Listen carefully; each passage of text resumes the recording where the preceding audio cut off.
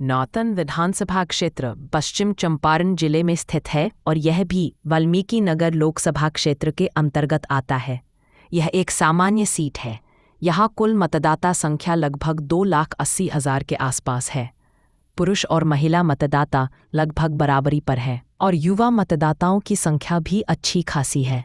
धर्म के आधार पर यहाँ हिंदू समुदाय सबसे बड़ा समूह है और कुल जनसंख्या का लगभग 4/5वां हिस्सा इन्हीं का है।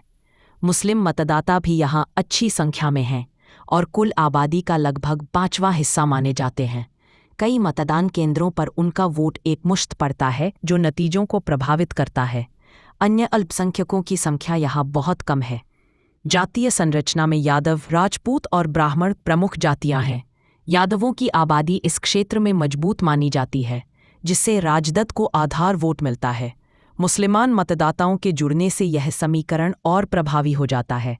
दूसरी ओर राजपूत और ब्राह्मण जैसे सवर्ण मतदाता भाजपा के पारंपरिक समर्थक हैं। पासवान, चमार और अन्य अनुसूचित जाति समुदाय की भी यहाँ अच्छी खासी उपस्थिति है, जिनका वोट किस ओर झुकेगा यह चुनाव परिणाम में अहम भूमिका निभाता है। 2020 के विधानसभा चुनाव में भारतीय जनता पार्टी के विधायक नारायण प्रसाद ने जीत दर्ज की थी। उन्होंने अपने निकटतम प्रतिद्वंदी को लगभग 20,000 से अधिक मतों के अंतर से पराजित किया। भाजपा ने यहां अपने सवर्ण और पिछड़े वर्ग के वोटरों के सहारे जीत हासिल की। 2015 में भी नारायण प्रसाद ने भाजपा उम्मीदवार के तौर पर जीत दर्ज की थी। इस तरह लगातार 2 बार से यह सीट भाजपा के पास है। इस क्षेत्र के प्रमुख चुनावी मुद्दों में सड़क और परिवहन की खराब स्थिति, सिंचाई और बाढ़ की समस्या, स्वास्थ्य और शिक्षा संस्थानों की कमी तथा रोजगार के अवसर शामिल हैं। सीमावर्ती इलाके की वजह से नेपाल से आने जाने और सुरक्षा से जुड़े मुद्दे भी स्थानीय राजनीति में गूंजते रहते हैं। ग्रामीण मतदाता कृषि, बाढ़ और विकास कार्यों पर ध्यान देते हैं, जबकि शहरी इलाके के युवा मतदाता शिक्षा और रोजगार पर अधिक केंद्रित रहते हैं। भाजपा को यहाँ राजपूत और ब्राह्मण मतदाताओं के साथ साथ कुछ पिछड़े वर्ग का समर्थन मिलता है।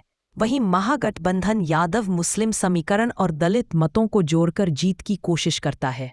आगामी चुनाव में नौतन सीट पर मुकाबला कड़ा रहने की उम्मीद है। भाजपा अपने लगातार 2 बार के रिकॉर्ड और विकास कार्यों को भुनाने की कोशिश करेगी, जबकि राजद और कांग्रेस स्थानीय असंतोष और सामाजिक समीकरण को जोड़कर भाजपा को कड़ी चुनौती देंगे। यहाँ का नतीजा जातीय संतुलन और विकास की प्राथमिकताओं से ही तय होगा। वीडियो अच्छा लगे तो लाइक करें, शेयर करें, कमेंट करें और चैनल को सब्सक्राइब